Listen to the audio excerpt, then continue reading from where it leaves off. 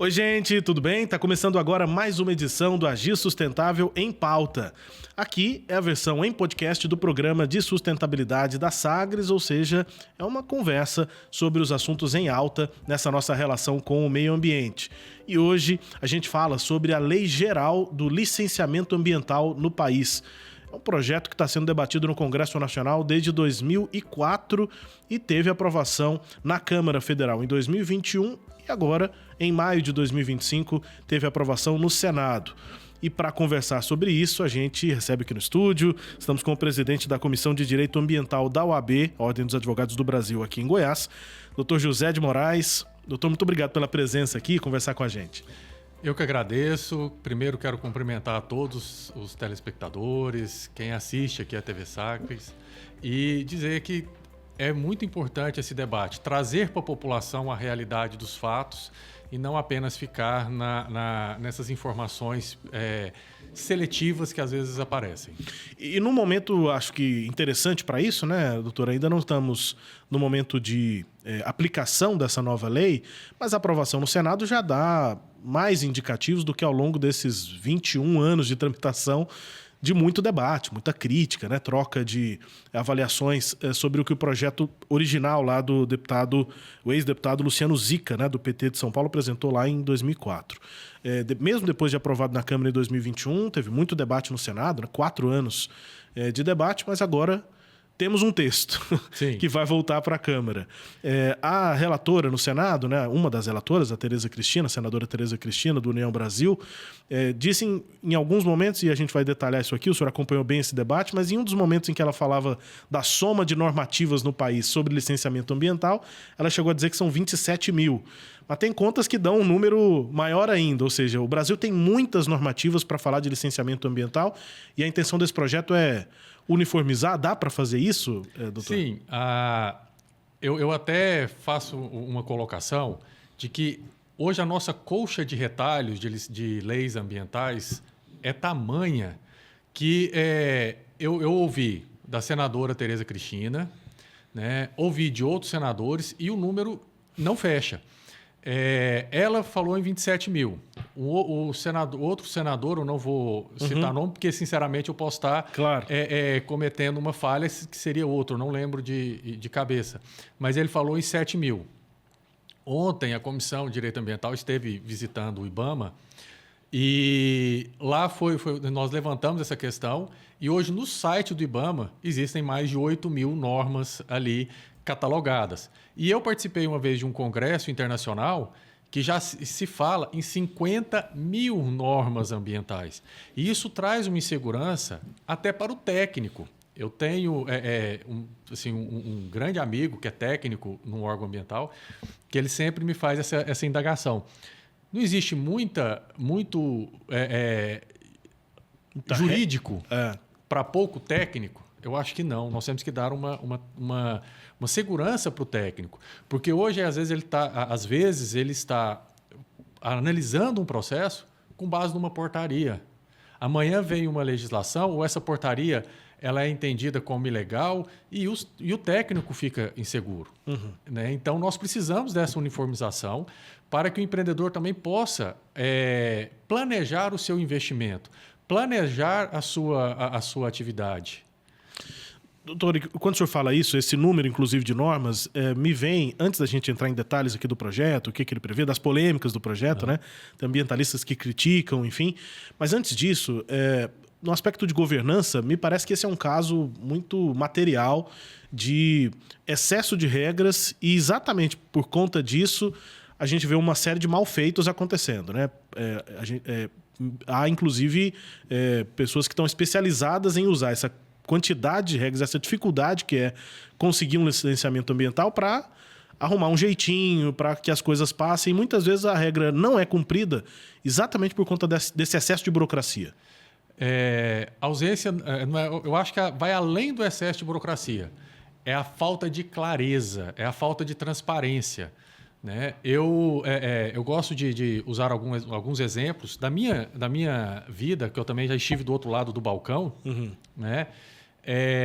De um exemplo, o órgão ambiental vamos falar na questão urbana. Desculpa, só para quem está nos acompanhando entender, o outro lado do balcão... Que eu falo que eu já estive do lado da administração, do órgão ambiental. Sim. De quem... Eu já ocupei cargos em órgãos de quem analisa o pedido de licenciamento. Tá. Um exemplo, o órgão ambiental um técnico solicitou o impacto de trânsito. Uhum. Poxa, isso, ao meu ver, não é uma matéria ligada diretamente ao meio ambiente. Né? Agora, o impacto, né, na fauna, na flora, se vai haver supressão água, né? ou não na água, no questão no ambiente urbano, né, a questão do subsolo, se vai ter uma construção do edifício que vai atingir o lençol freático. Eu acho que isso é interessante. O impacto de trânsito é importante, mas não seria o órgão ambiental... O órgão de planejamento. Que deve Vamos dizer julgar, aqui em Goiânia, né? Seria na Secretaria de Planejamento. E também, esse excesso dá uma subjetividade para o técnico, que às vezes por ele, né? Eu até vi uma crítica falando, né, até da própria senadora, falando, olha, tem alguns licenciamentos que eles estão demorando, que eles já têm há 10 anos e não tem uma decisão. Uhum. Por quê? Por vezes pode ser que aquele licenciamento não seja possível, pela complexidade e pelas questões do impacto que ele vai causar. Aí também eu vejo que tem que ter um prazo, que é uma das questões polêmicas que tem no projeto, de fixar um tempo para essa análise. Uhum. Então, ele tem que ter uma decisão definitiva. E não, às vezes, o técnico, por uma questão subjetiva, mera, que ele não acha como indeferir, porque seria possível, ou deferir, e ele fica procrastinando, né?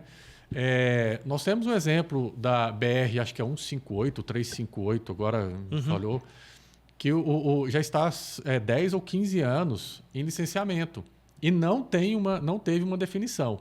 Agora, o Brasil vai ser sede agora do mundo do meio ambiente novamente, né? Que vai ter a COP 30. Mas foi aprovado uma construção de uma estrada na floresta amazônica rapidamente. Uhum. E, assim, então, o critério, esse é o problema, né? Não tem critério exatamente. Não tem uma regra clara.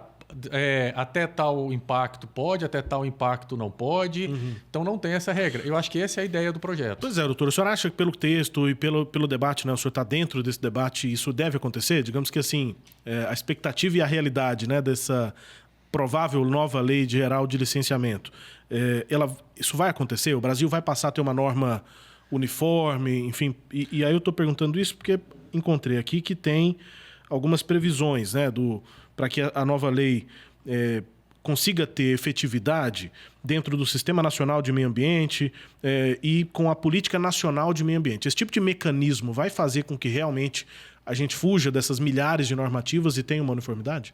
Eu vejo que, com certeza, esse é o objetivo e ele vai ser alcançado. É claro que não na dinâmica legal, na dinâmica de construção de uma sociedade democrática, nada acontece como uma vara de condão. Então, não quer dizer que ela sendo aprovada, que a partir agora do próximo mês, todas as regras vão ser mudadas. O Estado de Goiás existe uma lei de licenciamento própria. Uhum. Agora, o que eu vejo é que também tem que ser uma lei que tem que ser aplicada. Nós temos, por exemplo, a Lei 140, Lei Complementar 140 de 2011, que eu sou um crítico de algumas ações que existem do órgão federal e dos órgãos estaduais, de que a atribuição municipal ela é atropelada, vamos dizer assim, por esses órgãos, porque não existe uma hierarquia entre esses órgãos. E, na verdade, o impacto local é do órgão municipal. E, caso ele não tenha capacidade, tem que ser feito um convênio com o órgão estadual ou federal para que esses órgãos assumam. Uhum. E isso é uma crítica, inclusive, é um debate que está no projeto, que ele vai fixar essa questão. E tem que ser feito um convênio. Fixar uma hierarquia dessas esferas? Ele vai fixar de quem... Assim, ele vai deixar mais claro de quem que é a competência. Tá. E o Estado, por exemplo, só vai licenciar algumas atividades que são consideradas de impacto local se ele fizer um convênio com o município. E não como, às vezes, acontece que o Estado, ele, com a força que ele tem, ele vai e quer retirar essa atribuição do município. Aqui em Goiás há, inclusive, disputa sobre isso, entre municípios e o Estado, exatamente sobre licenciamento. A capital nossa teve uma disputa o ano passado e retrasado, que o Estado interviu, falando que o órgão municipal não poderia licenciar, mas a Justiça garantiu a atribuição. Doutor, indo então a esses pontos de mais debate, né, ao longo da tramitação, principalmente agora mais recente no Senado, que é o que mais interessa, porque é o texto que temos aqui em tela, né, como os juristas gostam de dizer. Dispensa de licenciamento ambiental para atividades agropecuárias. Isso gera uma reação forte, né, de ambientalistas e também do próprio Ministério do Meio Ambiente. Empresários, então, poderiam solicitar, né, utilizar, na verdade, uma certidão declaratória para atestar que não estão explorando de forma ilegal o meio ambiente e aí ter a sua atividade permitida. Sem o licenciamento ambiental, seria uma outra forma de liberação, digamos, das atividades. Isso é um retrocesso? Enfim, há especialistas que acham que isso aqui é um retrocesso. Não, eu não vejo um retrocesso. Eu acho que nós temos que mudar o adjetivo. Não, nós não estamos falando em simplificar as normas ambientais, nós estamos falando em modernizá-las. O estado de Goiás mesmo, ele hoje, a agropecuária, ela precisa, quando ela, em algumas características, ela não precisa de licenciar, ela é um registro. Agora, o que eu vi muitas críticas? Porque a agropecuária precisa muitas vezes de uma supressão de vegetação. A supressão não entra. Nós temos que entender que o licenciamento ele é para determinada atividade, para determinada ação. A agropecuária não será licenciada, mas a supressão não deixará de ser... Essa continua tendo regra dela, né? Manutenção de reserva legal. Aqui no Cerrado, 20% para 100% da propriedade. Né? Então, assim... E outra coisa, não quer dizer que simplesmente eu vou chegar com as minhas... Eu, empreendedor, um produtor rural, vou simplesmente chegar, fazer uma simples declaração falando, olha, minha atividade não causa dano, ponto.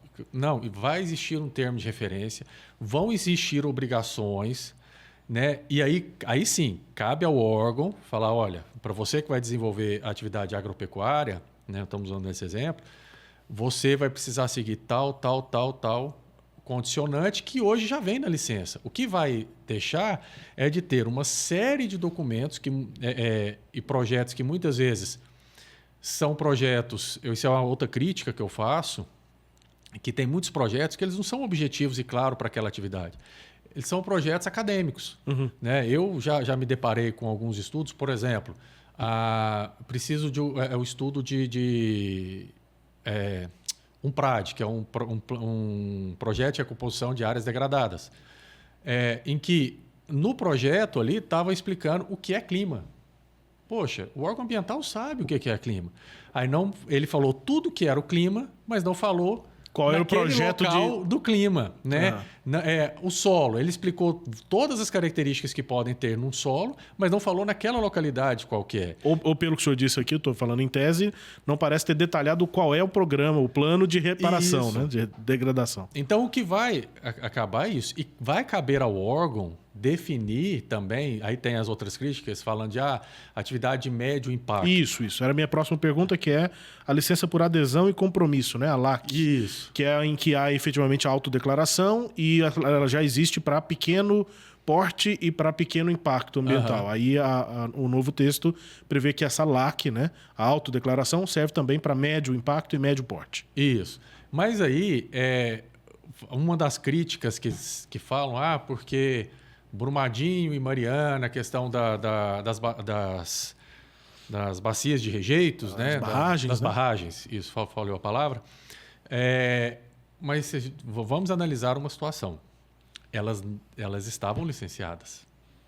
Então... E não sei se elas são de médio ou pequeno porte, né? Ali são coisas bem grandes. Né? Primeiro, caberá ao Estado definir se determinada barragem ela é de médio ou grande ou alto impacto. Outra coisa, o órgão, igual eu estava mencionando, a barragem de Brumadinho e de Mariana, essa catástrofe que ocorreu, mas elas estavam licenciadas. Então, não foi a ausência ou simplificação ou a modernização do licenciamento. Aí eu levo para uma questão de que o licenciamento ambiental no Brasil ele é cobrado desde a implantação da Política Nacional do Meio Ambiente. E, infelizmente, nós estamos vendo que ele é uma ferramenta, quer dizer, felizmente ele é uma ferramenta essencial, não pode se abrir mão de hipótese nenhuma de licenciar, né, nos casos específicos, mas que também ele não chegou propriamente àquele objetivo, porque hoje nós temos o desmatamento cresceu em vários momentos, não vou entrar em questões polêmicas atuais, mas o desmatamento,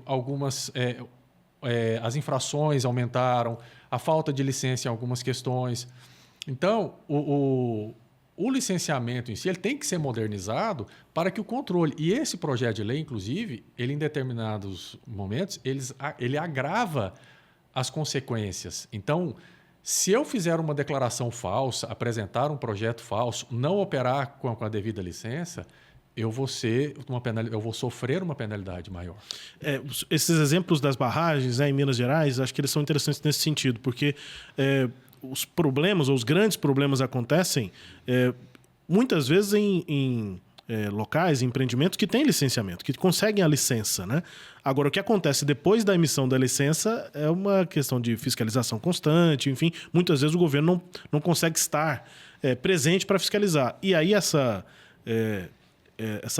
estrutura não adequada ou não suficiente, ela existe com a regra atual de licenciamento ou com a regra futura dessa nova lei geral. Isso não vai mudar, né? Essa fiscalização não vai passar a ser maior ou menor.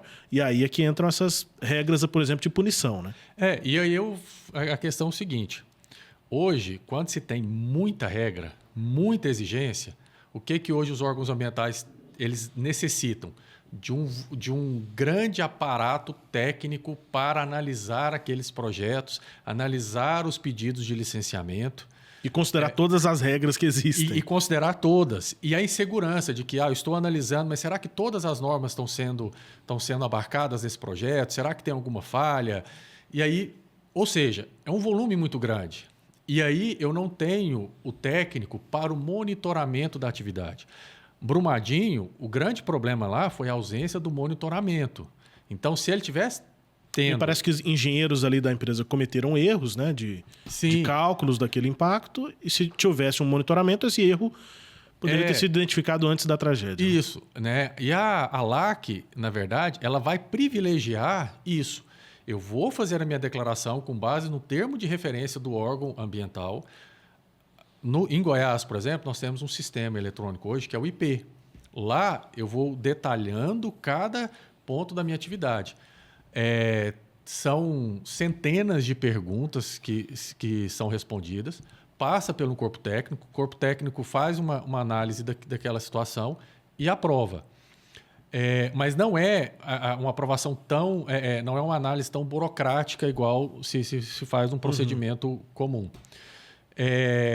Mas se eu tirar essa força, tirar a força não, se eu tirar a demanda do licenciamento ali, em algumas atividades que possam, claro, e jogar para o monitoramento, que é o que a LAC quer, que aí logo em seguida da licença, não quer dizer que eu vou ficar 4 anos, 5 anos operando sem nenhum tipo de... Eu tenho que apresentar relatórios, eu tenho que apresentar projetos, e o resultado dos projetos que me foram exigidos ali.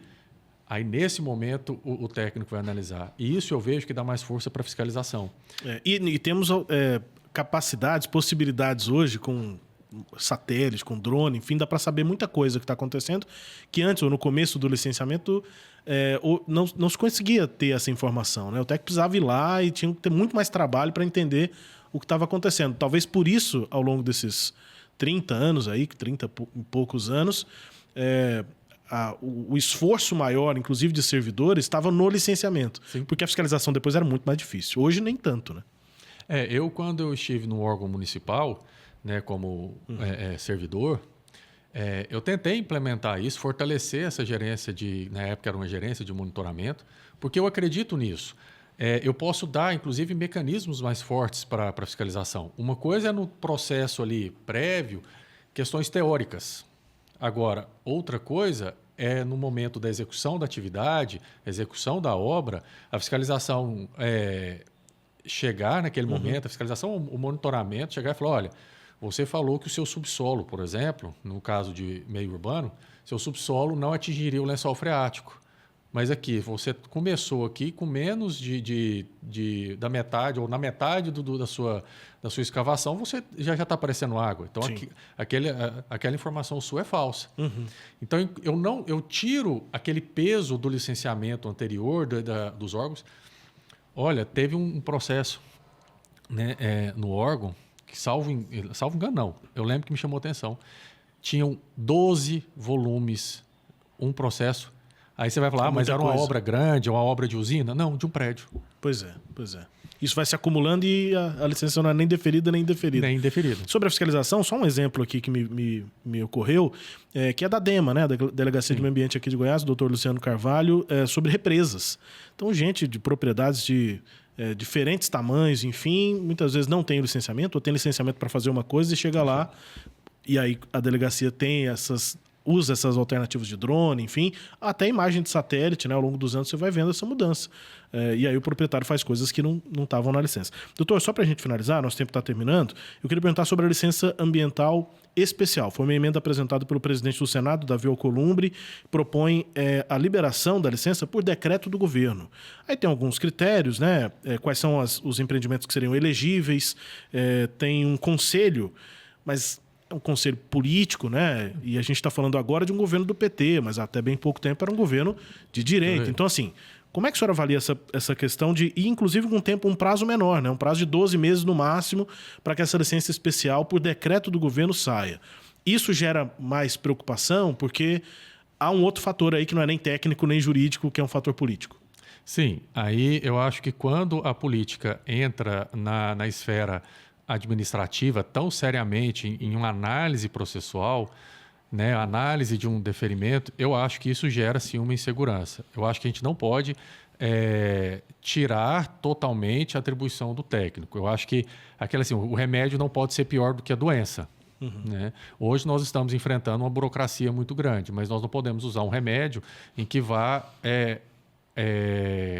afrouxar as regras. Então, assim, eu tenho um pouco, sim, nessa parte aí, um pouco de receio, mas também eu acho que mecanismos de agilização, de agilidade, de desburocratização são sempre bem-vindos. Uhum. O senhor deu exemplo aqui na nossa conversa dessa rodovia, né? Eu também não me lembro o nome, mas eu sei de que caso o senhor está falando. Uma rodovia que tem anos, 10 anos, que não sai licença. O governo talvez queira liberar a sua rodovia. Só que a questão é o critério, né? Se o critério é político, você pode liberar uma rodovia que, na visão desse governo, é super importante, mas pode liberar outro empreendimento também, privado, enfim. Nós estamos falando da rodovia que, às vezes, imagina-se um impacto maior, mas vamos dizer uma ferrovia. Uhum. Uma ferrovia, tem a ferrovia transamazônica também, que está se tendo muito tempo, também não é aprovada, e o tanto que ela vai beneficiar, porque um trem ali, ele tira centenas, e vamos dizer... Pode-se dizer, dependendo do volume, eu acho que milhares de transporte rodoviário. Claro. E que aí vai diminuir o carbono, né, a geração de carbono. Então, assim, nós não podemos deixar o futuro travado também, né? É isso. Doutor José de Moraes, presidente da Comissão de Direito Ambiental da OAB aqui em Goiás, analisando, então, Lei Geral do Licenciamento, vai para a Câmara. Então, a gente provavelmente vai ter nova agenda aí. Vamos ver como é que vai ser a tramitação lá entre os parlamentares. A gente vai voltar a falar quando essa lei tiver com o texto final. Doutor, obrigado pela presença aqui, pela conversa. Eu que agradeço ao convite. O doutor Rafael Lara, presidente da OAB, externa esse agradecimento da confiança de trazer a OAB para esse debate, e é o que ele espera, que a advocacia esteja em todos os pontos para defender a democracia. É isso. Obrigado, doutor, e obrigado a você também que nos acompanhou até aqui neste Agir Sustentável em Pauta. Eu lembro, você pode sugerir aqui notícias, assuntos que serão a nossa próxima pauta. Um grande abraço, até a próxima.